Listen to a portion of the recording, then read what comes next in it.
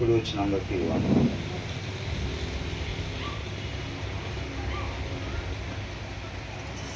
సామెతలు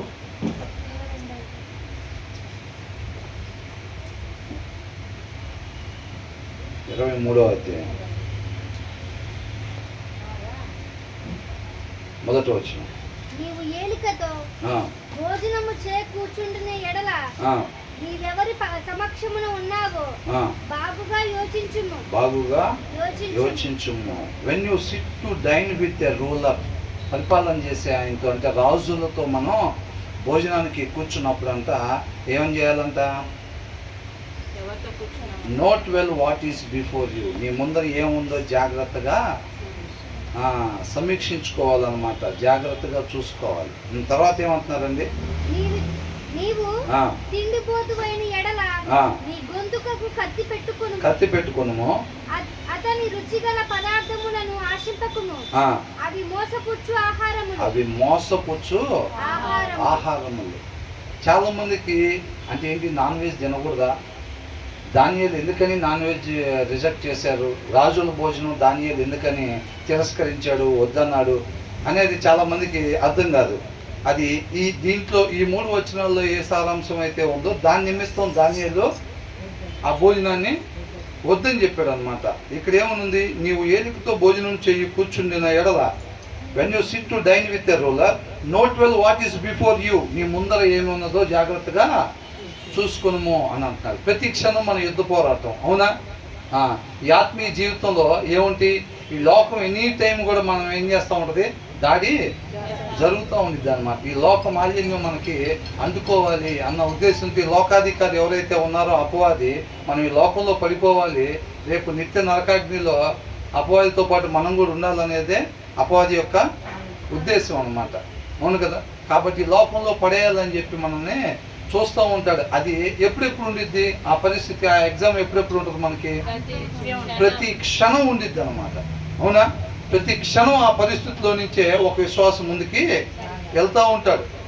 వారానికి ఒకసారి వచ్చేది కాదు ఎగ్జామ్స్ వచ్చినట్టుగా, లేకపోతే 3 రోజులకు ఒకసారి, రోజుకు 1 గంట సేపు ఉండేది కాదు. అది ప్రతి క్షణం మన వాక్యానుసారంగా మాత్రమే ఉండేవారికి ప్రతి క్షణం యుద్ధ పోరాటమేనమాట. అర్థమవుతుందండి?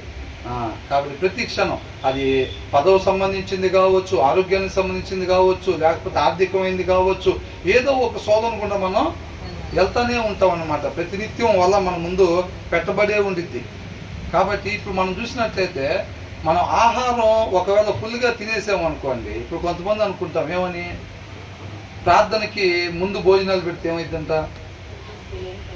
అమ్మో తిన్న తర్వాత మనం ట్రైన్లో కూర్చోలేము. ఎందుకని? కూర్చోటానికి కూర్చుంటాం, కాకపోతే చెప్పేది ఏది కూడా మనకి వెళ్ళదు. ఒక టైప్ ఆఫ్ మంపు మనల్ని ఆవరించినట్టుగా ఉంటుంది అనమాట. అంటే శరీరం ఆత్మీయంగా ఉండటానికి సహకరించదు. మీరు ఎప్పుడైనా చక్కగా ఒక 3 ఇడ్లీ తిన్నారనుకోండి, లేదా ఒక 4 ఇడ్లీ తిన్నారనుకోండి, తేలిగ్గా ఉంటుంది శరీరం. పొద్దున్నే లెక్కగానే ఒక 2 పూరీలు వేసుకొని తిన్నాం అనుకోండి, దానికను ఒక 4 ఇడ్లీ ఆయిల్ లేకుండా మార్నింగ్ ఏదన్నా ఒక 4 ఇడ్లీ తినేదానికి ఎంత తేడా ఉంటుంది? చాలా తేడా ఉంటుంది.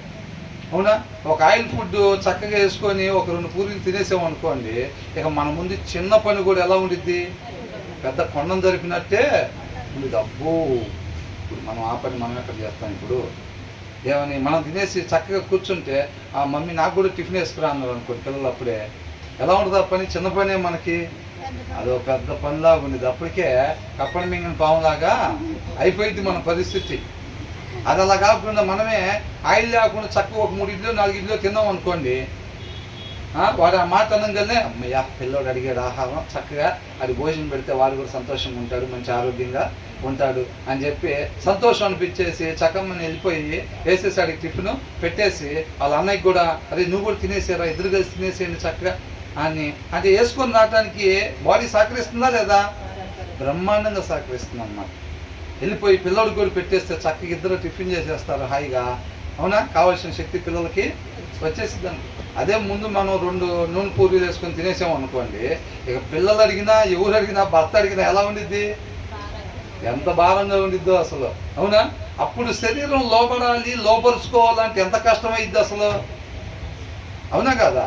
3-4 ఇడ్లీలు తిన్నప్పుడు శరీరాన్ని మనం లోపరుచుకోవాలి, అరే ఏదైనా వడ్డించాలి అని అన్నాం అనుకోండి, అప్పుడు దా చూడండి కొంతమంది చకచకా వడ్డిస్తూ ఉంటారు భోజనాల్లో. ఇప్పుడు మనకు అయిపోయిన తర్వాత ఒక్కొక్కసారి గ్యాదరింగ్స్ పెట్టుకున్నప్పుడు ఆ వడ్డించే వాళ్ళకి భోజనం పెట్టిన తర్వాత చూడండి వాళ్ళ పరిస్థితి. అక్కడ వాటర్ పోయి అంటాడు తప్ప ఈసారి లేకూడదు, అమ్మ నువ్వు కొద్దిగా చూడమ్మా భోజనం చూడు లేదు అని అంటాడు. ఈసారి లేకూడదు. అప్పుడు దాకా ఏంటి, ఎవరు చేయడానికి ఇల్లు లేదు, మొత్తం పని నేనే చేయాలి అని అంటారు. ఎప్పుడైతే ఆ సార్లు భోజనం పెడతారో అయిపోయింది క్లోజ్ అంతటితో. ఆయన ఎప్పుడైతే తింటాడో అంతటితో భోజనాలు అయిపోయినాయి అనుకుంటాడు ఇంకా. కానీ జరుగుతూనే ఉంటుంది. ఎందుకంటే ఆ శరీరాన్ని లోపరుచుకోవటానికి కష్టమైపోయింది అన్నమాట. అవునండి, మనం పోయినసారి అనుకున్నాం, మనమే కాదు పౌలు గారికి కూడా ప్రార్థనకు ముందు భోజనం పెట్టి శుభ్రంగా ఏదన్నా దమ్ బిర్యానీ పెట్టి పంపించామనుకోండి, ఆయన తిన్నంటాడు అనుకోండి, ఎగ్జాంపుల్కి చెప్తున్నా, లేదా ఆయన తినాల్సింది ఆయన ఫుల్గా బలవంతం చేసి తినిపించామనుకోండి, ఆయన పరిస్థితి కూడా ఎలా ఉండిద్ది? ఆయనదైనా అదే శరీరం, మందు కూడా అదే శరీరం. వాళ్ళు ఏం చేస్తారంటే, ఇప్పుడు మనం అక్కడికి వెళ్ళిపోయి ఒక గంట సేపు ప్రార్థన చేయాలి, ఒక గంట సేపు వాక్యం వినాలి, ఒక గంట సేపు బైబిల్ చదవాలి అని అనుకుంటారు. మనం ఏం చేస్తాం, ప్రార్థన అయిపోయింది ఇంక స్టార్ట్ అని అంటాం, గేట్లు తీస్తారు, గబగబా ఒక 3 సార్లు అన్నం వేసుకొని తినేసేస్తాం. ముందున్న వాళ్ళు కూడా బోదలుగా కనపడతా ఉంటారు. అప్పుడు అంటారు ఇంటి వెనకాల వాళ్ళు, అయ్యా కొద్దిగా అబ్బాయి బాగలేదు, ఆయన చూస్తే క్యాంప్లో ఉన్నాడు, కొద్దిగా హాస్పిటల్ కంటే, వామ్మో ఇప్పుడు ఎక్కడ హాస్పిటల్ అమ్మ తల్లి, అసలు పరిస్థితి ఎట్లా ఉందనుకుంటున్నావు? ఇప్పుడు గుమ్మం దాకా వచ్చే పరిస్థితి లేదు. ఇప్పుడు మీ అబ్బాయిని వచ్చి నేను చుట్టూ తిరిగి లైన్ మొత్తం మీ అబ్బాయిని తీసుకొని ఆటోలో ఎక్కించుకొని తీసుకొని వెళ్ళి హాస్పిటల్ దగ్గరికి వెళ్ళి ట్రీట్మెంట్ చేయించాలా? మీ అబ్బాయిని తీసుకెళ్ళి దానికన్నా నన్ను తీసుకెళ్తాం కష్టం ఇప్పుడు అక్కడికి అన్నట్టుంది. బాగోలేని మీ అబ్బాయినన్నా తేలికి తీసుకెళ్ళొచ్చులే కానీ నన్ను అసలు తీసుకెళ్ళి, అయ్యా పాస్టర్ గారు నువ్వే అట్లా అంటున్నావు ఏంది, ఏందమ్మా ఇందాక దాకే పాస్టర్ గారు, తినక ముందు దాకా పాస్టర్ గారు, తిన్న తర్వాత ఏం లేదా? అవునా? ఏంటంట? అవునా కదా? ఎంత కష్టమైంది శరీరాన్ని మనం లోపరుచుకోవాలంటే, చాలా కష్టం అయిపోయింది. ఇప్పుడు ఎవరన్నా పిలిచారనుకోండి, గబక్కను మనం తినేసాం అనుకోండి, ప్రార్థన అయిపోయింది, మన దగ్గర ఏదో గ్యాదరింగ్ అయిపోయింది, మనం ఫుల్గా తినేసాము. అవునా? మనం ఫుల్గా తినేసిన తర్వాత ఎవరో ఒకరు, అయ్యా కొద్దిగా ఇంట్లో పరిస్థితి బాగోలేదు, కొద్దిగా వచ్చి ప్రార్థన చేసి వెళ్ళాయా అంటే అప్పటికే పీకల్లా తినేస్తుంటాం. ఆల్రెడీ ఇక్కడ అయిపోయింది కాబట్టి బాడీ సహకరించిద్దా? సహకరించదు. అదే ఇక్కడ గ్యాదరింగ్ కోసం అని చెప్పి మనం శరీరాన్ని సిద్ధపాటు చేసి పెట్టుకున్నాం, ఇక్కడ గ్యాదరింగ్ అయిపోయింది కాబట్టి ఆ మిగిలిపోయిన మైసూర్ బజ్జీలన్నీ మనమే తినేసాము, ఇక పనేం లేదని తీరా చూస్తే ఇప్పుడు ఫోన్ వచ్చింది, మనమేం ప్రార్థన చేస్తాం రా బాబు అన్నట్టుగా ఉంటుంది. ఇంకా తాగినట్టు పోయినట్టే ఉంటుంది, మనం పోయినా కానీ. అవునా? ఆయన బయటికి కనపడతారు అటు ఇటు ఊగినట్టుగా వెళ్ళినట్టుగా, లోపల ఫుల్గా తినేసేవాడు ఏంటంటే లోపల ఊగుతా వెళ్తాడు కానీ బయటికి కనపడ్డు. అంతే తేడా, రెండు ఒకటేలా ఉంటాయి అక్కడ పోయిన తర్వాత. ఎంత కష్టమైతే శరీరాన్ని లోపరుచుకోవటం. అవునా? మరి రాజుల భోజనం అంటే ఎట్లా ఉంటుంది? మనం చేసుకునే 2 పూరీలు తింటేనే వాతావరణం అలాగుంటే, ఇక రాజుల భోజనం అంటే ఆ డైనింగ్ టేబుల్ దగ్గరికి వెళ్తేనే ఒక్కసారి సొలొమోన్ తినే తిండి, సొలొమోన్ రాజా కదా, ఇది రచించిన సామెతలు ఆయన కదా, కాబట్టి ఆయనకి ఒక రోజుకి అసలు ఎన్ని జంతువులు ఆహారంగా అవుతాయి అనేది మనం మొత్తం లిస్ట్ కూడా ఇచ్చారు ఒక దగ్గర. అవునా? ఆయన టేబుల్ మీద, ఆయన డైనింగ్ టేబుల్ మీద ఒక్కసారి ఆయన భోజనానికి కూర్చుంటేనంత అన్ని వెరైటీస్ ఉంటాయంట. మరి ఆయన దగ్గర, రాజుల దగ్గర నువ్వు భోజనానికి కూర్చున్నప్పుడు నీ ముందర ఏముందో జాగ్రత్తగా చూసుకో. అరే లెగ్ పీస్ రా, అరే దమ్ పీస్ రా, అరే ఫ్రై పీస్ రా అని అనుకున్నావంటే అది జాగ్రత్త, నిన్ను మోసపుచ్చేదిగా ఉండిద్ది అని అంటున్నాడు. ఏం చేసిద్దంటే అది 3వ వచనంలో చివరిలో ఏమైనా ఉందంట, అతను రుచి గల అంటే పాడైపోయినాయి ఏమైనా పెడతారా? పాడైపోయినాయి తిని ఫుడ్ పాయిజన్ అవటం కాదంట అక్కడ, అది రుచిగా తాజాగా అసలు నెంబర్ 1గా ఉంటే. రాజుల దగ్గర వంట ఉండే వాళ్ళు ఎట్లుంటారండి? వచ్చి రానట్టుగా వండుతారా? బ్రహ్మాండంగా ఉంటారు. రాజ్యం మొత్తంలో నెంబర్ 1గా ఎవరు వండుతారో వాళ్ళని తీసుకొచ్చి వాళ్ళ దగ్గర పెట్టుకుంటారు. మరి ఆయన వండితే ఆ రూమ్లోకి ఎంటర్ అయ్యేటప్పుడే గుమగుమలు ఉంటాయి. ఉన్నాయి కదా? ఇక డైనింగ్ టేబుల్ దగ్గర చూసామంటే ఇంకా మామూలుగా ఉండదు. కాబట్టి అంట రుచిగల పదార్థములను ఆశింపకము ఏం చేస్తాయి అంటే అయ్యి మోసపుచ్చుతి. రాజులకి ఎక్కడ పడితే అక్కడ వండిని తీసుకొచ్చి పండిని తీసుకొచ్చి పెట్టరు, వాళ్ళకి సపరేట్గా పంట వేస్తారు. అవునా? వాళ్ళకి మందులు గింజలు వేసి ఎమ్మటే 4 రోజుల్లో పంట వచ్చేసేటట్టుగా అట్లా పెట్టరు, చక్కగా ఆర్గానిక్గా ఆ పంటని తయారు చేస్తారు. ఆ జంతువులను కూడా సపరేట్గా పెంచుతారు. అలాంటి దాన్ని తీసుకొచ్చి చక్కగా మంచి చెఫ్ చేత వండించి తీసుకుని వచ్చి అట్లా తీసుకొచ్చి ఆ డైనింగ్ టేబుల్ మీద పెట్టంట మనకు భోజనాన్ని కూర్చోబెడితే జాగ్రత్త నువ్వు చూడు అదిరిపోయింది, చూస్తేనే ఎత్తుంది. మినిమం 3 తినాలి, ఈ 3 తినాలి, అవి 4 తినాలి, ఈ 5 తినాలి, పోతే పోయింది డైటింగ్. ఇవాళకైతే మాత్రం ఫుల్ కోటింగ్ ఇవ్వాల్సిందే. డైటింగ్ చేసే వాళ్ళకి కూడా అంతా ఒక రోజు ఉండిద్దంట చీటింగ్ డే అని. వారం రోజులు కొంతమంది డైటింగ్ చేస్తారు చూసారండి, అలాగా చీటింగ్ డే అని చెప్పి ఒకటి ఉండిద్దంట. ఆ రోజు అంటే వాళ్ళకి నచ్చినవి మొత్తం తినొచ్చు అంట. మిగతా మళ్ళీ 6 రోజులు చక్కగా క్రమంగా తింటారంట. సినిమా యాక్టర్లు కూడా చాలామంది వాళ్ళకి అదే కదా ఇన్వెస్ట్మెంట్, వాళ్ళ ఆకారం చక్కగా ఉంటేనే సినిమా అవకాశాలు వస్తాయి కదండి. కాబట్టి వాళ్ళు ఏది పడుతుంది తినరు, వాళ్ళు కూడా ఒక రోజు పెట్టుకుంటారంట. అరే మంచూరియా లేదు, ఇంచూరియా లేదు, మైసూర్ బజ్జీ లేవు, పెడితే వారానికి ఒక రోజు పెట్టుకుంటారంట. అట్లా అర్థమవుతుందా? అట్లాగా ఎన్ని చూడగానే ఇవాళ చీటింగ్ డే కింద మనమే అనౌన్స్మెంట్ చేసేసుకుందాం, ఫుల్ కోటింగ్ ఇచ్చేద్దాం అని అనుకుంటే జాగ్రత్త. నువ్వు ఆ తినే ఆహారం ఏం చేసిద్ది అంటే అది మోసపుచ్చిద్ది. ఏం కాదులే అన్నట్టుగా ఉండిద్ది, ప్రతిదీ బలమే అన్నట్టు ఉండిద్ది. అర్థమవుతుందండి? ఇక్కడ కనిపిస్తున్నాను దీంట్లో. కాబట్టి ప్రతిదీ ఎలా ఉంటుందంట, అరే చికెన్ రా ప్రోటీన్ అన్నట్టుండిద్ది, మటన్ రా బలం అన్నట్టుండిద్ది, బెల్లం పాయసం చేస్తా అదే బెల్లం రా ఐరన్ అన్నట్టే ఉండిద్ది. ఏది చూసినా కానీ ఇది ఐరన్ అని చెప్పి ఇది ఒక 3 ముద్దలు, అది బలం అని చెప్పి అవి ఒక 4 పీసులు, అవునా? ఇది ప్రోటీన్ అని చెప్పి ఒక 3 పీసులు తిన్న తర్వాత ఎలా ఉండిద్ది అంతా బోజరగా అయిపోయింది. ఆ టైంలో ఇక శరీరాన్ని లోపరుచుకోవాలంటే ఏమైంది? ఆ టైంలో ఆత్మకి శరీరానికి యుద్ధం జరగదా? ఖచ్చితంగా ఆ టైంలో కూడా జరిగిద్ది. మరి అప్పుడు పరిస్థితి ఏంటి? ఏది బలంగా ఉంటుంది? శరీరం బలంగా ఉంటుంది. వచ్చే కోరికలు ఏమొస్తాయి? అప్పుడే మల్టీ కలర్ ఆలోచనలన్నీ ఆశలన్నీ పుడుతూ ఉంటాయి. ఆ టైంలో ఫుల్గా తిన్నప్పుడు, అవునా? ఫుల్గా తిన్నప్పుడు రకరకాల మల్టీ కలర్లో బొమ్మ కనపడుతూ ఉంటుంది లోపల ఆలోచనలో, అవునండి? కాబట్టి జాగ్రత్త అని అంటున్నారు. మన ఆలోచనలకి సంబంధించినవి, మన జ్ఞానానికి సంబంధించిన సామెతలు మీకు తెలియపరుస్తున్నాడు. మీ హృదయం మీద రాసుకోండి అని అంటున్నాడు. అర్థమవుతున్నాయండి? మనం అన్నీ చేయగలిగినా సరే చెయ్యకూడదు. అర్థమవుతుందండి? అది చెప్తున్నారు అనమాట. ఈ వాక్యంలో ఈ 3 వచనాల్లో ఉన్న సారాంశం. ప్రతి క్షణం కూడా ప్రార్థన అయిపోయిందా, ప్రార్థన ఉందా, ఇవాళ శుక్రవారం, ఇవాళ సోమవారం ఫుల్గా తిన్నా ప్రాబ్లం లేదు, అవునా? కాబట్టి ప్రార్థన టైంలోనే శరీరం సహకరించేటట్టు చూసుకోవాలా, మిగతా టైంలో, అవునా? ఆయన చిత్తం నెరవేర్చడమే మనకు ఆహారం కావాలి తప్ప అవసరమైన దాని నిమిత్తం మనం తినేవారంగా ఆ ఎక్సర్సైజ్ మనం చేయాలి. ఆ జ్ఞాన వివేకాలు ఉంటేనే మనం ఎక్కడ ఆపాలి, ఎంతవరకు తినాలి, ఎలాగుండాలో మనకి తెలిసిద్ది. లేకపోతే రానియండి అనే పరిస్థితే ఉంటుంది, అవునా కదండి? అది జాగ్రత్తగా చూసుకోవాలన్నమాట. ఆ వివేకము ఆ జ్ఞానం లేకపోతే ఏమైందంటే అవసరానికి మించి 2 బజ్జీల లోపలికి పంపిస్తాం. అదేం చేసిద్దంట? శత విధాల గుంటలో పడేయటానికి ప్రయత్నం ఆ 2 బజ్జీలు చేస్తాయి. కాబట్టి జ్ఞానం కలిగి వివేకం కలిగి అవసరమైనంత వరకే ఆహారాన్ని లోపలికి పంపించుకునే వారంగా ఉండాలి. అక్కడ దానియేలుకి ఎంత పని ఉందండి, అవునా? దానియేలుకి చాలా పని ఉంది. కాబట్టి రాజుల భోజనం తింటే నా శరీరాన్ని నేను లోబరుచుకోవటం నాకు చాలా కష్టతరం అయితే, ఇన్ కేసు ఒకవేళ ఆత్మ కొంచెం బలహీనంగా ఉంటే పడిపోవటానికి కూడా అవకాశం ఉన్నది. కాబట్టి నాకు ఆహారం వద్దు, నాకు ఇది కూరగాయల ఆహారం చాలు, అవునా? ఈ శరీరం మనుగడ చలాయించటానికి ఎంతవాడికి అవసరమో, అంతేనా కాదండి? ఇది దేనికోసం? ఆత్మ కోసం. ఇదా దీనికోసం? ఆత్మ కోసం, అవునా? కాకపోతే మన ఆత్మీయంగా మన పట్ల ఇవాళ ఇప్పుడు పొద్దున్న టిఫిన్ చేసేది దేనికి? మధ్యాహ్నం దాకా శక్తి కోసం, అవునా? మధ్యాహ్నం భోజనం చేసి ఇక్కడ ఉన్నానండి, ఇటు నుంచి సౌండ్. మధ్యాహ్నం భోజనం చేసేది దేనికి? సాయంత్రం దాకా ఈ శరీరం కూలిపోకుండా నిలబడటానికి, అవునా? శక్తి కోసం. ఆ శక్తి దేనికి? పొద్దు నుంచి మధ్యాహ్నం దాకా ఆయన చిత్తం నెరవేర్చటానికి. ఆ 4 ఇడ్లీ లోపల బ్రదర్ మీరే చెప్పాలి బ్రదర్, అసలు దీని గురించి భలే అంశం మీ చేత చెప్పిస్తున్నాడు దేవుడు అని అంటారా? అది వాస్తవం అనుకోండి.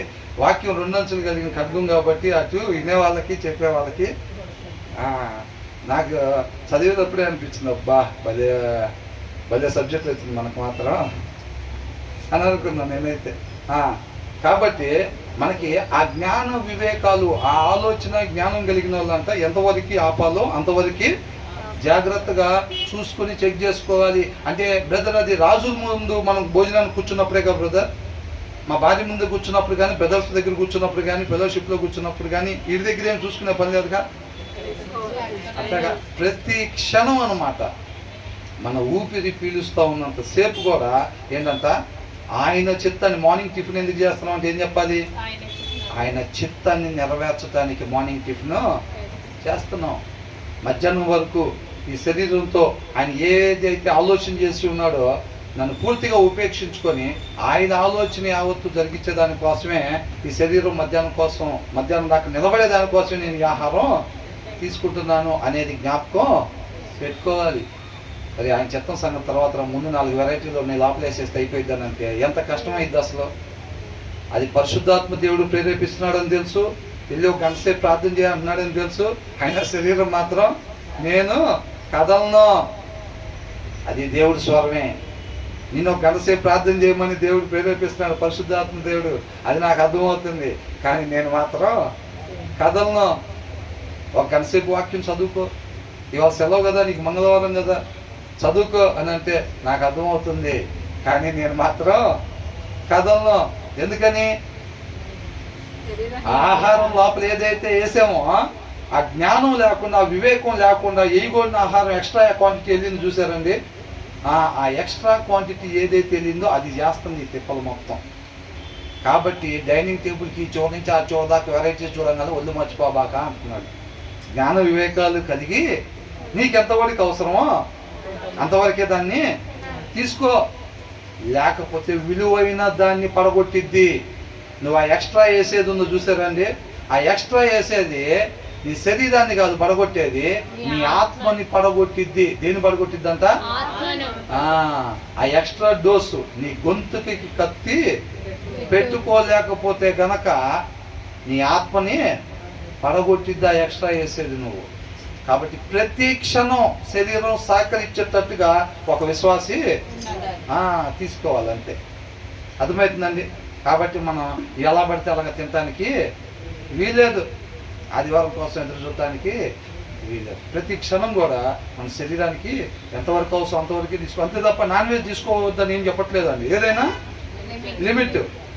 మన ఆత్మీయ జీవితానికి శరీరం ఎల్లప్పుడూ సహకరించేటట్టుగా ఆ చూసుకునే జ్ఞాన వివేకాలు మనం కలిగి ఉండాలి. అది అండర్లైన్. ఇప్పుడు ఈ 30 సామెతలు దేనికి సంబంధించి చెప్తున్నారంట? 21వ వచనంలో చూసాం కదా, 22 ఆలోచనయు రచించితిని. కాబట్టి ఆయన హృదయంలో రాసుకో అని అంటున్నాడు. అర్థమవుతుందండి? ఆ ఆలోచన, ఆ తెలివి ఈ లోకాన్ని జయింపజేసేవిగా ఉంటాయి అన్నమాట. దాంట్లో ఈ వచనాలు, ఈ 3 వచనాలు కూడా ప్రాముఖ్యం. అర్థమవుతుందండి? కాబట్టి ఫెలోషిప్ అయిపోయిన తర్వాత పెట్టే భోజనాలు కూడా ఫుల్గా తినేదానికి మనం వీలు లేదు. కాబట్టి ప్రతి క్షణం అది ఎక్కడైనా కానీ ఏదైనా కానీ మనకు కావాల్సినంత వరకే తిని సుఖంగా ఏమి బ్రదర్ మీరు అట్లా అంటారు, అన్ని వెరైటీస్ ముందు పెట్టి ఇంట్లో డబల్ కట్ మంచం కొనుక్కొని ఉంటే అంత ఖరీదు పెట్టి కమ్మగా తినేసి వెళ్ళి హాయిగా పడుకుంటే 4 గంటలు ఎలా ఉంటుంది బ్రదర్? ఈ లోకం ఎట్లా పోతే మనకెందుకు అన్నారు? అవునా? ఆ టైంలో ఇంటి వెనకాల వాళ్ళు ఫోన్ చేసినా కొంతమంది ఏం చేస్తారు, అసలు తినేసి అది ఏం చేసిద్ది అంటే ఎక్స్ట్రా క్వాంటిటీ మన ఫ్లైట్ మోడ్లోనో స్విచ్ ఆఫ్లోనో పెట్టేటట్టుగా చేసిద్ది. కొంతమందికి పడుకునేటప్పుడు నిద్ర డిస్టర్బెన్స్ కాకూడదు, ఆ తీపితనం పోకూడదు. ఏ తీపి? వేగల్లాగా తినేసి పడుకుంటే ఒళ్ళు మర్చిపోయి ఉంటుంది చూసారండి. ఆ తీపితనం పోకూడదని చెప్పి అది ఇదేమన్నా డిస్టర్బెన్స్ చేసిద్దేమో, ఎవరన్నా ఆపదలో ఉండి ఫోన్ చేస్తారేమో, ఎందుకు వచ్చిన గొడవ అని ఏం చేస్తారు, ఫ్లైట్ మోడ్లో పెట్టేసి హాయిగా నిద్రపోతారు. అది శరీరం కోరుకునేది అనమాట. నువ్వు పెట్టిన ఆహారాన్ని బట్టి శరీరాన్ని అనుసరించాం. ఆ ప్లేస్లో మనం ఆత్మని అనుసరించాలి. 5ంటికి లేసాం కమ్మగా, 1:30కి ఫుల్గా తినేసి పడుకొని 5ంటికి లేచి పడుకోవటం తప్పు కాదండి, తినటం కూడా తప్పు కాదు. ఆ జ్ఞానం వివేకాలు కలిగి ఎంతవరకు అవసరం అంతవరకే తినాలి. 5 గంటలకు లేచిన తర్వాత మనం ఏమనుకుంటాం, మంచిగా ఒక కాఫీ అయితే బాగుంటుంది అని అనుకుని కాఫీ పెట్టమంటాం. ఈ లోపల భార్య వచ్చి ఏమనిది అసలు ఇందాక ఇంటి వెనకాల ఆయనకంటే చాలా ఇబ్బంది అయిపోయిందంట, ఇంటి పక్కన ఆయనకి ఇట్లా అయిందంట అట్లా అయిందంట, అసలు పాపం ఎవరు తీసుకెళ్ళే వాళ్ళకి చాలా ఇబ్బంది పడతాం, నేను నీకు 5-6 సార్లు లేపాను, నువ్వేమో లేవలేదు, చాలా సీరియస్ అయిందంట, హాస్పిటల్కి తీసుకెళ్ళి ప్రైస్లో ఉన్నారంట అన్నాం. క్రైస్తవుడు అట్లాగైనా ఉండాల్సింది, విశ్వాసి ఒళ్ళు మర్చిపోయి నిద్రపోయే పరిస్థితి ఉండాలా? కాదు కదా. కాబట్టి అలాంటి అవకాశాల కోసం ఎదురు చూస్తూ ఉండాలి, అలాంటి ఫోన్ కాల్ కోసం ఎదురు చూస్తూ ఉండాలన్నమాట. అవి వస్తాయా రావా విశ్వాస జీవితంలో? కాబట్టి ఎనీ టైం యుద్ధానికి సిద్ధపాటు అయి ఉండేటట్టుగా శరీరాన్ని సహకరించి పెట్టాలి. అర్థమవుతుందండి? యుద్ధ విమానాలు ఎలాగుంటాయి అంటే ఎదుటోళ్ళు అటాక్ చేస్తున్నారంట అంటే ఫుల్లీ లోడెడ్ ఉంటాయి అన్నమాట యుద్ధ విమానాలు.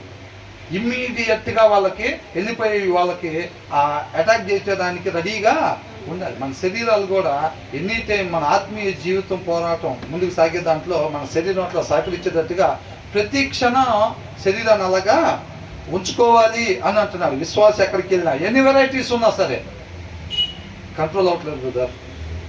ఏంటంట జనరల్గా అయితే మాత్రం ఇష్టం లేని ఫుడ్ పెడితే కంట్రోల్ నువ్వు చేసుకునేదే ఉంది, నేను చేసేదే ఉంది. ఇప్పుడు దొండకాయ కొంతమంది పడదు, బెండకాయ పడదు, బీరకాయ ఏదో ఒకటి కొన్ని ఐటమ్స్ పడవు. వాళ్ళకి ఆ టైంలో పెడితే కంట్రోల్ చేసుకోవడం పెద్ద గొప్ప అది కాదు. వాళ్ళకి ఇష్టమైంది అక్కడ అన్లిమిటెడ్గా ఉందనుకోండి, అక్కడ అవసరమైనంత వరకే తినటం, అది ఎక్సర్సైజ్, అది జ్ఞాన వివేకం దానికి కావాలి. అవునా కదా? అంతేలే కానీ కంట్రోల్ చేసుకోలేకపోతున్నాం బ్రదర్ అని అంటే మనకు కావాల్సిన వివేకము, జ్ఞానము, బలము సరిపోవట్లేదు అన్నది. ఎక్సర్సైజ్ ఎంతవరకు అవసరం? కొంతమంది చూసారు అసలు చాలా అద్భుతం, అవసరమైనంత వరకే వద్దని నీకు అంత మించి తిను బ్రదర్, ఇది చాలా మంచిది బ్రదర్, ఇది ఇక్కడిది కాదు అక్కడి నుంచి తెప్పించి ఎక్కడి నుంచైనా తెప్పించండి, నాకు అంతకు మించి నేను తినలేను, తినకూడదు కూడా. అది అర్థమవుతుందండి? అట్లా అన్నమాట. కాబట్టి మన శరీరాన్ని జాగ్రత్తగా మనం చూసుకోవాలి. ఏమంటారా? 3 వచనాలు మరలా ఒకసారి చదవండి. ఏలికతో భోజనము చేయ కూర్చుని నేడలా నీవు ఎవరి సమక్షమున ఉన్నావో బాగుగా యోచించుము. నీవు ఎవరి సమక్షం ఉన్నావో అని ఉంది. తెలుగులోకి ఇంగ్లీష్లో కొంచెం variation. When you sit to dine with a ruler note well what is before you. నీ ముందర ఏముందో నువ్వు జాగ్రత్తగా గమనించుకో, సమీక్షించుకో అని అంటున్నాడు. అర్థమవుతుందండి? అంటే అక్కడ ముందున్నది కాదు, ఆ ఆహారం గురించి చెప్తున్నారు. తర్వాత ఏమంటున్నాడు? And put a knife to your throat అని అంటున్నాడు. నీ గొంతుకి కత్తిని పెట్టుకో. రాజు వల్ల ప్రాబ్లం కాదు మనకి, అక్కడ దేని వల్ల ప్రాబ్లం? ఫుడ్ వల్ల ప్రాబ్లం. మనం తినేసేస్తాం కదా, ఆహారాన్ని మనం తినేసేస్తాం కాబట్టి అవసరానికి మించి తినకుండా నీ గొంతుకు కత్తి పెట్టుకో అని అంటున్నాడు అనమాట. నువ్వు బాగా ఆకలి కొని ఉన్నా సరే అవసరమైనంత వరకే తినాలి అని అంటున్నాడు. ఇప్పుడు ఇదేంటి? ఆయన పుట్టే knife to your throat if you are given to gluttony అని అంటున్నాడు. అర్థమవుతుందండి? లేదంటే if you are given to appetite అని అంటున్నాడు. అంటే నువ్వు ఒకవేళ బాగా ఆకలి కొని ఉంటే, నువ్వు ఎంత బాగా ఆకలిగా ఉన్నా సరే ఏం తినాలంట? అవసరమైనంత వరకు మాత్రమే తినాలి. మొత్తం తినేద్దాం ఇంకా తిందామని అనిపించవచ్చు కాకపోతే నువ్వు ఆ జ్ఞాన వివేకాలు కలిగి అంతవరకే తినేవారంగా ఉండాలి అని అంటున్నాడు. తర్వాత ఏమంటున్నాడు? డు నాట్ క్రావ్ హిస్ ఏమంటున్నాడు? డు నాట్ క్రావ్ హిస్ డెలికసీస్ అని అంటున్నాడు. అతని రుచికరమైన పదార్థాలని తినాలని నువ్వు ఆశపడబాకు అని అంటున్నాడు. For that food is deceptive, మోసకరమైంది అది అని అంటున్నాడు. తాజాదే, ఆర్గానిక్కే, మంచిదే, ప్రోటీన్ ఉంటుంది. కానీ ఏం చేసిద్దంట? మోసం చేసిద్ది, అది నిన్ను భ్రమపరిచిద్ది నిన్నది అని అంటున్నాడు. అర్థమవుతుందండి? అక్కడ డేంజర్ ఏంటంట? For that food is deceptive అని అంటున్నాడు. ఆ ఆహారం మోసకరమైంది. నువ్వు రాజు ముందు కూర్చుంటే రాజు ఏమని చేస్తాడేమో అనేది కాదు, ఆ ఆహారం ఖచ్చితంగా నిన్ను ఇబ్బందుల్లోకి నెట్టేసిద్ది, మోసపుచ్చిద్ది అని అంటున్నాడు. తర్వాత వచనం ఏముంది? ఈ మూడు వచనాలు ఒక సామెత కింద అండి. అర్థమవుతుందండి? ఆ 30 జ్ఞానానికి తెలివికి సంబంధించిన వాటిలో ఈ 3 వచనాలు ఒకదాని గురించి మాట్లాడుతుంది. తర్వాత ఏమంటున్నారు? ఇక్కడ చూడండి ఏమంటున్నారు, జాగ్రత్తగా మనం గమనిస్తే ప్రయాసపడమని అంటే కష్టపడమని ఎప్పుడు కూడా వాక్య సారాంశం చెప్తుంది. లేజీగా ఉండద్దు. అవునా? కష్టపడేవారుగా ఉండాలి అంతే తప్ప ఓరకనే కూర్చొని ప్లాన్ గీసేవారిగా ఉండకూడదు. అలా ప్లాన్ గీసినా నీ ప్లాన్ ఒక్కటి కూడా జరగదు. జరగకుండా ఎవరు చేస్తారంట? దేవుడే చేస్తాడు.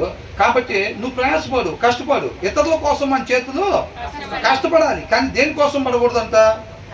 ఐశ్వర్యము ప్రయాసపడకము.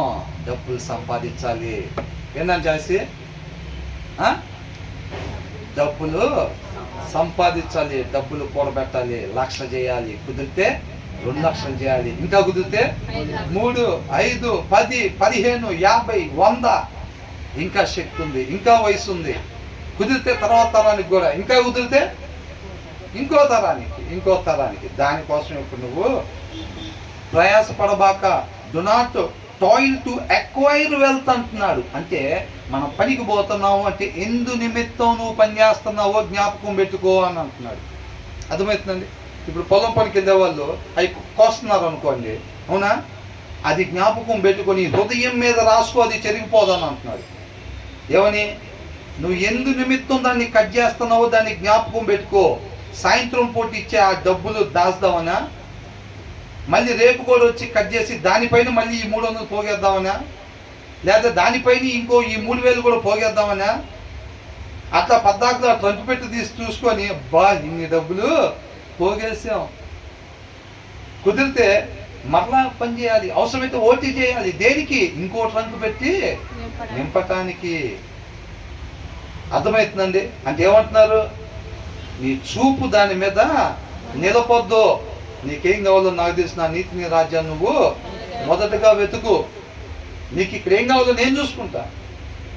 ఇప్పుడు సాఫ్ట్వేర్ జాబ్ చేపించే వాళ్ళకి అక్కడ ఏం కావాలో, కరెంట్ కావాలో, ఫ్యాన్ కావాలో, ఇవన్నీ మేము చూసుకుంటాం. కరెంట్ పోకుండా మేము చూసుకుంటాం. నీకు నెట్ కనెక్షన్ ఉండేటట్టుగా మేము చూసుకుంటాం. అవన్నీ కూడా నీ సౌకర్యాలు ఉండేటట్టుగా మేము చూసుకుంటాం. నువ్వు పని మాత్రం చెయ్యి. మన దేనికి వచ్చింది? డబ్బులు పోగేసుకోవటానికా? 4 తరాలకి ఆ దేవుడు నాకు దయచేసాడు. హుండీలో మనం చాలా వేసాం కదా. కాబట్టి 5 తరాలకి 6 తరాలకి గ్యాదర్ చేయడానికి దేవుడు నాకు సహాయం చేశాడని అనుకుంటారు వేరే వాళ్ళు. అనుకుంటారా లేదా? అంతే వాళ్ళు. కాబట్టి మనం వాళ్ళు అనుకోవడానికి ఉందంట.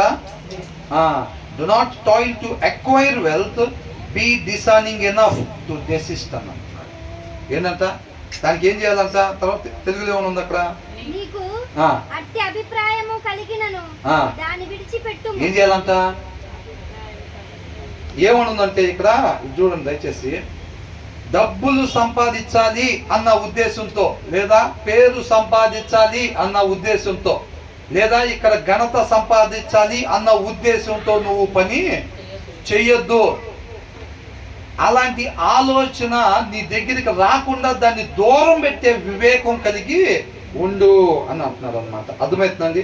బీ డిసర్నింగ్ ఎనఫ్ టు డెసిస్ట్ అని అంటున్నారు. తగిన వివేకము కలిగి ఉండు. అర్థమవుతుందండి? ఈ సామెతలు దేని గురించి చెబుతున్నారు? ఈ ఆలోచనకి, వివేకానికి, తెలివికి సంబంధించిన సామెతలు చెప్తున్నారు. తండ్రి దగ్గరికి చేర్చే సామెతలు నేను మీకు చెప్తున్నాను, ఈ హృదయం మీద రాసుకో అని అంటున్నారు అన్నమాట. అర్థమవుతుందండి?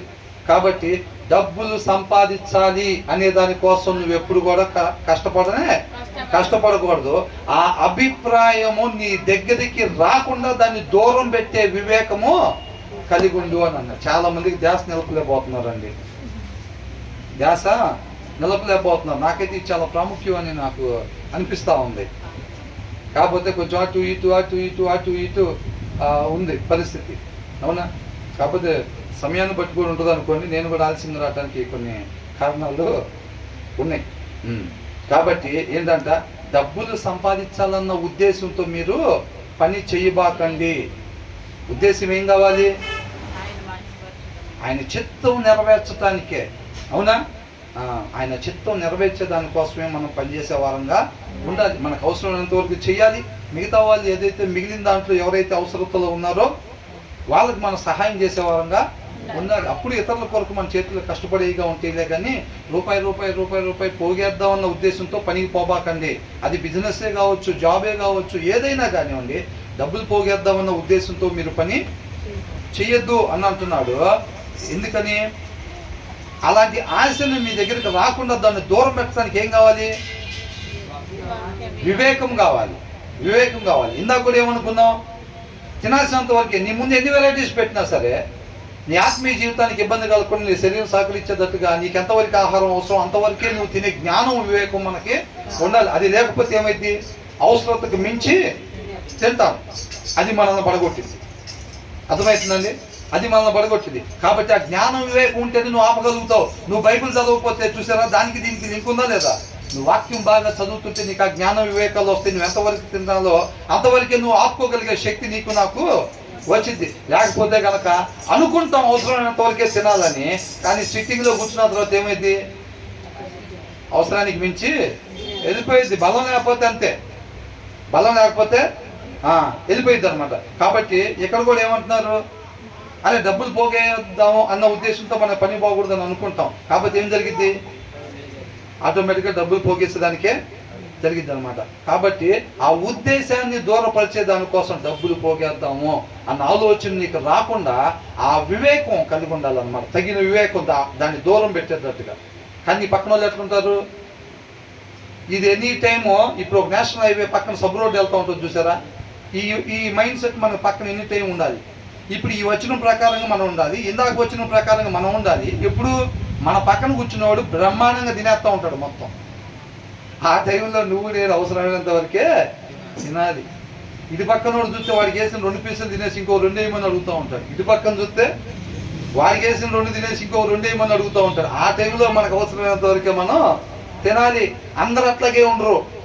ఏం అవసరమైనంత వరకే తిని అవసరమైనంత వరకే తినే దగ్గర నువ్వు మధ్యలో ఏమీ ఉండవు. మనం ఉన్న లోకంలో, మనం ఎక్కడున్నాం, లోకంలో ఉన్నాం. కాబట్టి నీకు ముందర వెనకాల ఇటు పక్కన కూర్చున్న వాళ్ళు ఎలా ఉంటారు, అన్లిమిటెడ్గా తినేసి కమ్మగా ఒక 4 గంటలు ఫ్లైట్ మోడ్లో పెట్టేసి పడుకునే వాళ్ళే ఉంటారు. వాళ్ళ మధ్యలో నువ్వు వెలుగుగా ఉండాలి. అవునా? కాబట్టి ఇప్పుడు ఇక్కడ కూడా ఏమంటున్నాడు, నీతో పాటు పనిచేసేవాడు ఎలా ఉంటాడు, అన్న ఒక 6 లక్షలు దాచిపెట్టానన్నా ఇప్పుడు దాకా అనేవాడే ఉంటాడు. బ్రదర్ అన్నట్టుగా వాడు ఎవరితో చెప్పడు, కరెక్ట్గా నీ కాడికే వచ్చి చెప్తాడు ఆ ముక్క. ఎందుకని, మిగతా వాళ్ళు అందరూ ఆల్రెడీ లోకస్తులుగా, అంటే నీకు ఒక్కరిగా అంటే మనం ఒక్కనే దీంట్లో ఉన్న వాళ్ళు మాత్రమే పరిశుద్ధులు అని కాదని నేను చెప్పేది. అపవాదికి ఎవరెవరినైతే పడగొట్టాలని చూస్తాడో ఉంటాడో, ఆత్మీయ జీవితాలు ఎవరెవరైతే వెలుగుతూ ఉంటారో ఆ చీకటి పరిచర్య బ్యాచ్ వచ్చి కరెక్ట్గా వాళ్ళకడే చెబుతూ ఉంటారు ఇవన్నీ. మనం ఒక్కరిమే కాదండి, అట్లా ఎందరైతే ఉంటున్నారో వాళ్ళందరి దగ్గర చెప్తాడు. ఏమంటాడు వచ్చి, అన్న 6 లక్షలు దాచిపెట్టాను అన్న. ఆల్రెడీ 14 సంవత్సరాల నుంచి అదే కంపెనీలో చేస్తా 14,000 కూడా అకౌంట్లో ఉండవు. వాళ్ళకి ఇడ్లీలు బజ్జీలు మొత్తం తీసుకుని వెళ్ళి పెడతా ఉంటాం. కాకపోతే మన జైలు ఉంటాడు ఒక ఆయన, 1 సంవత్సరాల క్రితమే ఇప్పుడు ఎంత దాచిపెట్టాడంట, 6 లక్షలు దాచిపెట్టాను అంటాడు. అప్పుడు ఏమైంది, మనలో బలం లేకపోతే ఏందిరా 1 సంవత్సరాల క్రితం వచ్చి 6 లక్షలు దాచిపెట్టాడంట, మనం 14 సంవత్సరాల నుంచి చేస్తున్నాం, 7 చూస్తే ఎంతవరకు 14,000 కూడా అకౌంట్లో లేవు అని విషయం వచ్చి మన దగ్గరే చెప్తాడు. అంటే ప్రయత్నం జరిగింది, అటాక్ జరిగిద్దా లేదా? యేసుక్రీస్తు వారి దగ్గరే అటాక్. ముందైతే వేయండి 4 రాళ్ళు, పడితే పడ్డారు లేకపోతే లేదని ప్రతి సమయం కూడా రాళ్ళు ఇసురుతానే ఉంటారు. అపవాది వచ్చి వేస్తారా లేదా? 4 రాళ్ళు ఇసురుతాం రా, ఒకటి పడినట్టేగా మనకి అనుకుంటారు. అందుకనే వచ్చి చెప్తారన్నమాట. ఆ టైం చక్కగా మనం ఏం చేస్తాం, ఒక 2 రోజులు 3 రోజులు చక్కగా బైబిల్ చదవకుండా కమ్మకెళ్ళి డ్యూటీలో పని చేసుకుంటున్నాం అనుకోండి, అప్పుడే రాయి వచ్చింది, వచ్చి చెప్తాడు 6 లక్షలు అని. బలం సరిపోయిద్దా? సరిపోదు. అప్పటి నుంచి దిగులు, చింత, బాధ, తెలివి తక్కువ లేకుండా ఏ దాయలేకపోయాను నేను. నాకనే వచ్చి వాడు దాచుకుంటున్నాడు బాగా. ఎవరు చెప్పే పాస్టర్ గారే. ఆయనైనా ఒక 1 రోజులు వాక్యం చదవకపోతే ఏం చేస్తాం? ఆత్మ బలం ఉండిద్దా? ఉండదు. పాటలు పడే వాళ్ళే ఏం చేస్తాం? వాక్యం చదవాలి. మరి తగిన స్థాయిలో వాక్యం హృదయానుసారికే తగ్గినప్పుడు తేడా పడిందా లేదా? ఇంటి మొత్తంలో నమ్మకస్తుడే తగ్గినప్పుడు తేడా పడిందా లేదా? అని అంతకన్నా గొప్ప వాళ్ళం మనం కాదు. అప్పుడు ఆలోచన. వాడు ఇటు పక్కన వచ్చారంటే అటుపక్క నుంచి ఇంకొకటి వచ్చి ఏమంటాడు, 16 లక్షలు దాచింది అంటాడు. పైన సూర్యేద్దాం అనుకుంటున్నాను అన్న, సూర్యన్న అంటాడు. ఏది రాగకన్నా ముందు షాప్ పెట్టాము, మనం ఇంతవరకు రేకులే పైన రేకు లేదా భయం, వాళ్ళు ఏమో 2 ఫ్లోర్లు వేసామంటున్నారు అని అనుకుంటారు. బలంగా ఉందనుకో దేవుని కృప, దేవునికి మహిమ. అవునా? వాళ్ళు చెప్పినా ఏమాత్రం చలనం కలగలేదని అనిపించింది. బలహీనంగా ఉన్న వాళ్ళకి ఏమైంది, అమ్మకే జ్వరం పట్టుకున్నట్టుగా దిగులు పట్టుకునేది. అప్పటి నుంచి డల్ అయిపోతాం.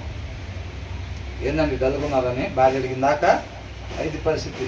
ఏం లేదులే అని అంటాం, కానీ లోపల అదే నలగొడుతుంది, కుంకుడికాయలు నలగొట్టినట్టుగా లోపల అదే నలగొడుతుంది. 2 సంవత్సరాల క్రితం పెట్టి 2 ఫ్లోర్లు వేసాడంట, 20 ఏళ్ళు నుంచి జరుగుతుంది, పైన రేట్లు వేసేదానికి లేదు. అవునా కదా? బలం ఉంటే దేవుడికే మహిమ. ఆహారం తిన్నట్టే తినపోయినా, అవునా కదా? నిలబడ్డామురా, రైట్ వేలో వెళ్తున్నాం, అవునా? కాబట్టి నిలబెట్టి నడిపిస్తున్న ఆయనకే సమస్త మహిమ అని అనుకుంటాం. ఆహారం తినపోయిన తిన్నట్టేమో బలహీనంగా ఉన్నాం అనుకో, కరెక్ట్గానే వెళ్తున్నామా అన్నట్టు అనిపించింది. ఏమనిపించింది? కరెక్ట్గానే వెళ్తున్నామా, లేకపోతే అవకాశం ఉండి దాచుకోలేకపోతున్నామా అన్నట్టుగా అనిపించింది, బలం సరిపోతే. అవునా కదండి? కాబట్టి ఏమంటున్నాడు, ఈ సబ్వే ఎనీ టైం ఉండాలి మన మైండ్లో. అరే ఈ వచనంలో చెప్పిన దాని ప్రకారంగా ఉందాం, ఈ వచనంలో చెప్పిన దాని ప్రకారంగా ఉండాలి. కానీ ఎక్కడ? మన చుట్టూ ఎవరు ఉండే పరిస్థితి అట్లాగా కనపడదు. మనల్ని పడగొట్టడానికి, మన ఆలోచన చెదరగొట్టడానికి ఎనీ టైం మన చుట్టూ లోకంగా ఉండే వాళ్ళు ఉంటారు. డబ్బు సంపాదిద్దాం, ఫ్లోర్లు వేద్దాం, కారు మార్చి కొత్త కారు కొంటున్నాం పెద్దది, మన లేటెస్ట్ మోడల్ వచ్చింది అది కొందాం అంటాడు. ఆఫీస్ కాడికి వెళ్తే అటాకు, ఇంటి దగ్గరికి వస్తే అటాకు, ఈ పక్కనే 2 ఫ్లోర్లు వేస్తున్నాను అంటాడు. ఆఫీస్ కాడికి వెళ్తే కొత్త కారు కొంటున్నాను అంటాడు. ఇంకో దగ్గర ప్రతి నిత్యం ప్రతి సెకండ్ విశ్వాసి పైన దాడి జరుగుతూనే ఉంటుంది. నువ్వు పొద్దున పూట బలంగా ఉండి ఆత్మీయంగా మధ్యాహ్నానికల్లా నీరసపడ్డావు అనుకో, ఏం చేస్తారు?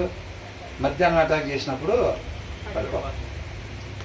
కోట లోపల బలంగా ఉండి కోటపైకి ఆహారం లేకుండా ఎక్కేవనుకో, ఏమైంది? కోట మీద అటాక్. ప్రతి చోట జరిగిద్ది అటాక్. కాబట్టి ప్రతి క్షణం కూడా ఆ వాక్యం అనేది మన కాపుదల తప్ప, లేకపోతే మనలో కాపుదల ఉండదు. కాబట్టి లోకములో అట్లా ఉండవాలి. మనం ఎప్పుడైతే మెంటల్గా మిగతా వాళ్ళు తింటారు, వాళ్ళు కాకపోతే ఎవరు తింటారు, మనం మాత్రం ఇట్లాగే తినాలి. మనం మాదిరి కదా ఈ లోకానికి ఉప్పు వెలుగు ఎవరంట? మనము, అవునా? కాబట్టి వాళ్ళకి మాదిరి కనపరచడానికే నేను ఉండాల్సిన రీతికి ఉండాలి. ఆ జ్ఞానం వివేకాలు ఆయన కృపను బట్టి నాకు ఇచ్చాడు కాబట్టి నేను మాదిరిని కనపరచాలి అని అంటున్నాడు. అందుకని ఏంటంట, డబ్బు దాయాలనో, పేరు దాయాలనో, ఆరోగ్యం దాయాలనో, లేకపోతే పలుకుబడి సంపాదించాలనో నువ్వు పని చెయ్యబాకు. అట్లాంటి ఆలోచనని నీ దరిదాపుల్లోకి రానికుండా దూరం పెట్టగలిగే వివేకం నువ్వు సంపాదించుకో. ఆ వివేకం లేకపోతే నువ్వు నేను దాన్ని దూరం పెట్టలేమో. పుట్టి క్రైస్తవులైనా సరే ఖచ్చితంగా డబ్బు దాస్తాం, దాని మీద చూపు నిలబెడతాం. దావీదు చూపు నిలబెడితే ఏమైంది? యాదృచ్ఛికంగా అట్లాంటి లోపంలో కనపడతాయిగా. అయినా బలం కలిగిన వాళ్ళు ఏంటంటే మామూలుగా వాళ్ళ పనులు చేసుకుంటా ముందుకి సాగిపోతారు. బలం లేని వాళ్ళు ఏం చేస్తారు? చూపు నిలబడిపోయింది, చూపు తిప్పుకునే పరిస్థితి బలం వాళ్ళకి సరిపోదు కదా. కాబట్టి ఇట్లాంటి ఆలోచన లోక సంబంధంగా మనం ఏదో ఈ లోకంలో పేరుగాంచినవి దగదగ మెరిసిపోయాయి, వాటిని సంపాదిద్దామని నువ్వు ఎక్కడ పని చేయబాక, నువ్వెప్పుడు వ్యాపారం చేయబాక. ఆ ఉద్దేశంతో అర్థమవుతుందండి. గొప్పోడు అనిపించుకోవాలి. ఈ లోకంలో విలువలు ఇస్తారు కదా, పెద్ద కార్లు, పెద్ద బంగ్లాలు, వీటన్నిటికీ. వాటి కోసం ఎప్పుడు కూడా నువ్వు పని చేయొద్దు. అలాంటి ఆలోచనని దరిదాపుల్లో కూడా రానికుండా నువ్వు దూరం పెట్టే వివేకాన్ని నువ్వు పొందుకో. అక్కడ అండర్లైన్ వాడు ఆ వివేకము. ఆ వివేకం లేకపోతే నువ్వు నేను అనుకున్నా పడిపోతాం, అవునా? నువ్వు నేను అనుకున్నా పడిపోతాం. కాబట్టి తర్వాత ఏమంటున్నారు? 5వ వచనంలో ఏమంటున్నారు? ఏమైందంట? అది చూసారా ఏమైందంట? పెట్టి తీయటం 6 ఉన్నాయి, మనకేం దిగులు లేదు. కరోనా వచ్చి మనం టచ్ చేసినా 2 లక్షలు పెట్టి కొడతామే డాక్టర్ని. ఏంటంట?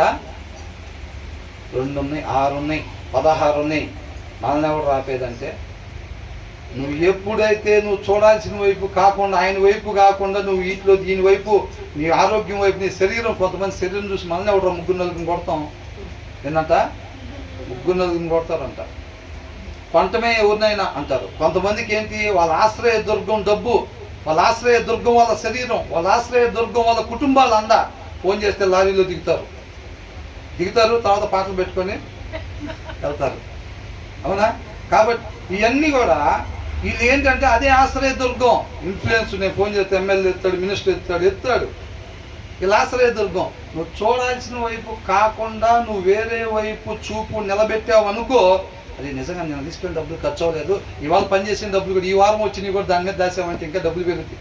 నువ్వు ఎప్పుడైతే అనుకుంటావో, బలి రాశారు ఏంటంట, నీవు దాని మీద దృష్టి నిలిపిన తోడనే అది లేకపోవును. ఏమైందంట? అది ఏమైందంట? లేకపోయిందా? నువ్వు ఏదైతే అనుకుంటావో అటాక్ ఎలా జరిగింది అనుకుంటున్నారో, ఒక బాణం విసిరారు అనుకోండి, దాన్ని ఎంతో జాగ్రత్తగా మనం తగలకుండా రన్నింగ్లోనే ఆ బాణాన్ని పట్టుకుని తిప్పే లోపలే రెండోది రెడీగా ఉంటుంది ఇక్కడ దాకా వచ్చి. మనకున్న శక్తి సామర్థ్యాన్ని మొత్తం పెట్టి ఆ ఫస్ట్ దాన్ని మనం హ్యాండిల్ చేయగలుగుతాం. రెండో బాణం ఆల్రెడీ కళ్ళ ముందు దాకా వచ్చింది. అంటే నువ్వు దేన్ని చూసి ముడుచుకుంటున్నావో నీకు 6 లక్షలు ఆవిరైపోయే పరిస్థితి దేవుడు కలగజేస్తాడు. ఎప్పుడు? కొండల తట్టు తిరిగినప్పుడు. కొండల్లో సమృద్ధి ఉంటుంది. మొత్తం మనకు కావాల్సిన మన ఆహారం, శరీరానికి ఆహారంగా చేసుకునే అన్ని కొండల్లో పండుతాయా లేదా? అరణ్యంలో నుంచి బాగా మంచి బలమైన ఆహారం, తేనెపొట్లు లాంటివి కాబట్టి, ఖర్జూరాలు కావచ్చు, అయ్యిగా జాలికలుగా చెక్కలు కాదు, మొత్తం అక్కడి నుంచే వస్తాయి. ఆయన వైపు కాకుండా కొండల వైపు చూసామనుకోండి, ఏమైంది? ఎప్పుడైతే మనం దాని మీద చూపు నిలబెడతామో అది తోడనే మనకు 6 లక్షలతో ఎమ్మడే సర్జరీ ఒకటి పడిద్ది. అంతటితో పోదండి. ఆ 6 లక్షలు మొత్తం ఆవిరేవుతి, దాని వెనక ఇమీడియట్గా 2.5 లక్షల సర్జరీ ఇంకోటి పడిద్ది. అవుట్. ఏమైంది అది? ఏమైంది అంటే దానికి ఏమొచ్చినాయి? రెక్కలు. నువ్వు దాని మీద చూపు నిలిపిన తోడనే దానికి ఏమొస్తాయి అంట? రెక్కలు వచ్చేస్తాయి అంత. రెక్కలు వచ్చేస్తే అది ఏమైపోయింది? నీ దగ్గర నుంచి ఎగిరిపోయింది. నీ ఆశ్రయ దుర్గం ఎగిరిపోయిద్ది అంట. ఎగిరిపోయింది. అది కూడా రాశారు. ఏమనుంది? నిశ్చయముగా అది రెక్కలు ధరించి ఎగిరిపోవును. పక్షిరాజు ఆకాశమునకు ఎగిరిపోవునట్లు అది ఎగిరిపోని. ఇక్కడి నుంచి ముందుకు జరగదు, పరిగెత్తుకుంటూ వెళ్ళి పట్టుకోవటానికి. దాని రెక్కలు నువ్వు ఎప్పుడైతే చూపు నిలబెడతావో దానికి రెక్కలు మొలుస్తాయి అంట. రెక్కలు మొలుస్తే అది ఇమ్మీడియట్గా ఆకాశానికి వెళ్ళిపోయింది. మనం ఎగురుతాం అట్లాగా దాన్ని పట్టుకోవడానికి. అంటే నీకు నాకు ఇక దొరకదు అన్నది. నువ్వు ఏదైతే ఆశ్రయ దుర్గం అని అనుకున్నావో దానికి రెక్కలు వస్తాయి అంట. అది ఎగిరిపోయింది. ఎప్పుడు? నువ్వు దాని మీద చూపు నిలిపిన తోడని అంట. చూపు నిలబెట్టకపోతే మనకు కావాల్సిన చక్కగా జరిగిపోతాము. మనం ఎప్పుడైతే చూపు నిలబెడతామో అది ఆటోమేటిక్గా వెళ్ళిపోయింది. 6 లక్షలు చూసి మురిసాం. ఫస్ట్ బాణం వరకు ఓకే, 6 లక్షలు పెట్టి సర్జరీ చేయించాం. ఎమ్మటే 2.5 లక్షలతో పడింది. ఎక్కడి నుంచి వస్తే ఎవరికి ఇప్పుడు దాసాం కదా. మరి వాళ్ళు అడిగిన అవసరం లేవండి, అసలు మా కాడే లేవు తింటాను అని చెప్పి ఆల్రెడీ 2 లక్షలు దాసాం. మళ్ళీ ఇంకొకటి, అయ్యా కొద్దిగా అన్నానికి లేవంటే ఎక్కడో నేను లేవండి అని చెప్పి దాని మీద ఇంకొక 1 లక్ష వేసాం.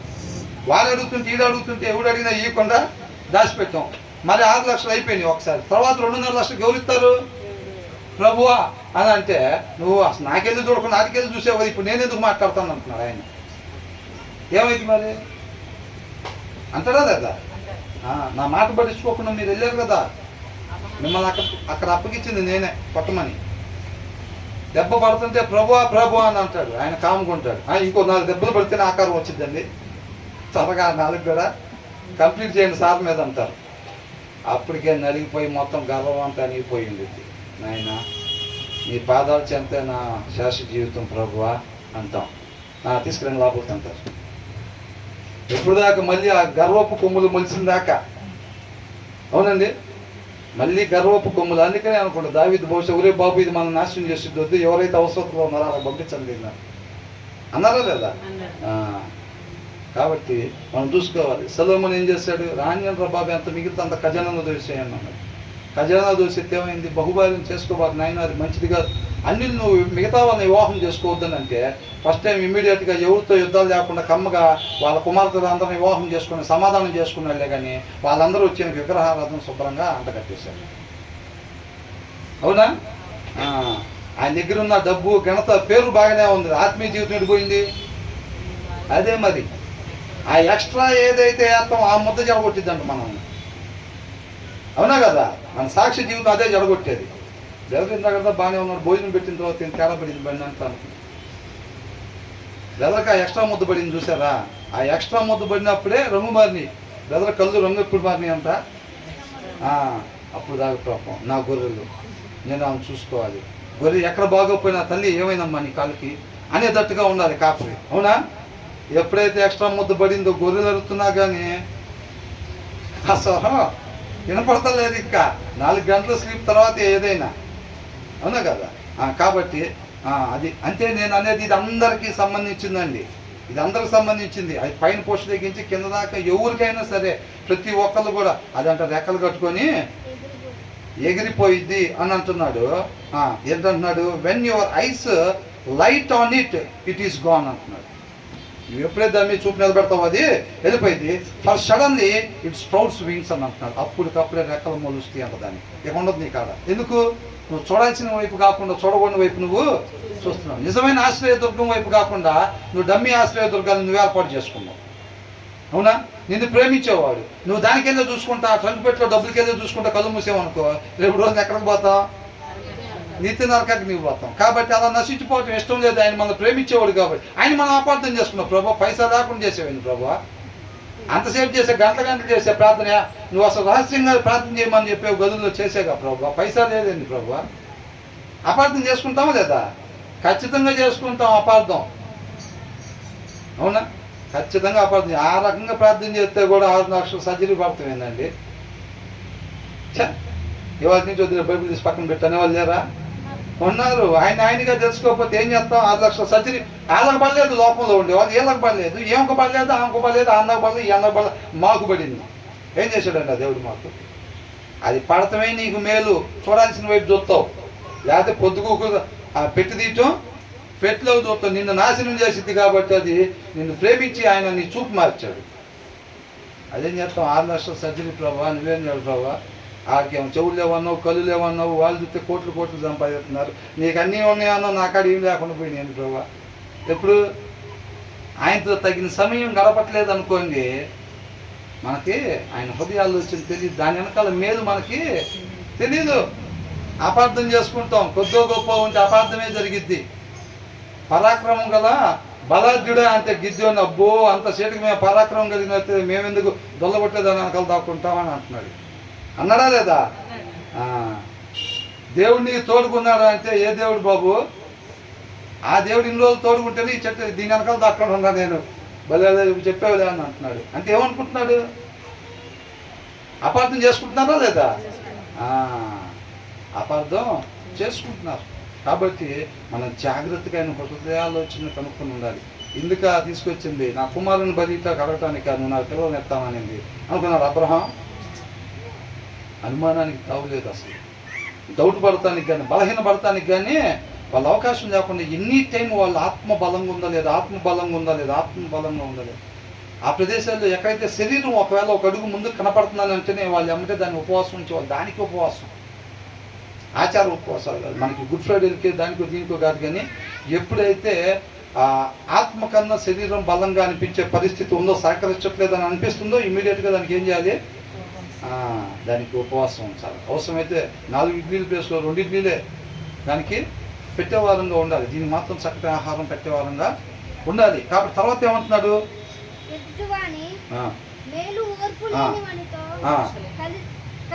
కాబట్టి మనం ఇంతవరకు ముగిద్దామండి సమయాన్ని బట్టి. మిగతాది తర్వాత ధ్యానించుకుందాం. మనం 1 ధ్యానించుకున్నా, 2 ధ్యానించుకున్నా, దేవుడి కృపను బట్టి మనం హృదయం మీద రాసుకున్నట్లయితే గనక మనం ఎక్కడ పని చేయటానికి వెళ్ళినా, ఇప్పుడు ఇదేమైందంటే అండి చూడాలి, మన హృదయం మీద ఎప్పుడైతే రాస్తామో, ఎవరన్నా పెళ్ళికి పిలిచినా, పుట్టినరోజు ఫంక్షన్కి పిలిచినా, లేకపోతే మన ఇంట్లో ఏదన్నా గ్యాదరింగ్ ఏర్పాటు చేసుకున్నా, ఏదైనా సరే ఆ హృదయం మీద రాస్తున్నప్పుడు ఏమవుతుందంటే ఆ జ్ఞానం వివేకాలు మనకు కలుగుతాయి. చక్కగా వాక్యం చదువుతూ ఉండేటప్పుడు దానికి కావాల్సిన శక్తి మనకు వచ్చింది అన్నమాట. అప్పుడు మనకి మన ముందు ఎన్ని ఐటమ్స్ పెట్టినా సరే ఆత్మీయ జీవితం ప్రాముఖ్యం కాబట్టి మనం ఎంతవరకు తీసుకోవాలి అంతవరకు మాత్రమే మనం తీసుకునే వారంగా ఉంటాం. ఎప్పుడు మన హృదయం మీద దాన్ని రాసుకున్నట్టయితే ఏ ప్రదేశంలోకి వెళ్ళినా హృదయం మనతో పాటు ఉంటుంది కదా. కాబట్టి అదే మనల్ని కాపాడిది. మిమ్మల్ని కాపాడే ఆ యొక్క సామెతలు నేను మీకు రాస్తున్నాను, మిమ్మల్ని ప్రేమించి అంటున్నాడు. అవునా? కాబట్టి వాటిని మనం సద్వినియోగం చేసుకొని ఆయన చెప్పబడిన మాట ప్రకారంగా మాత్రమే ఉండి ఆయన క్రియలతో మహింపరిచేటట్టుగా కృపను దయచేయమని దేవుని వేడుకునే వరంగా ఉండాలి. దేవుడికి మహింపలు ఉండాలి.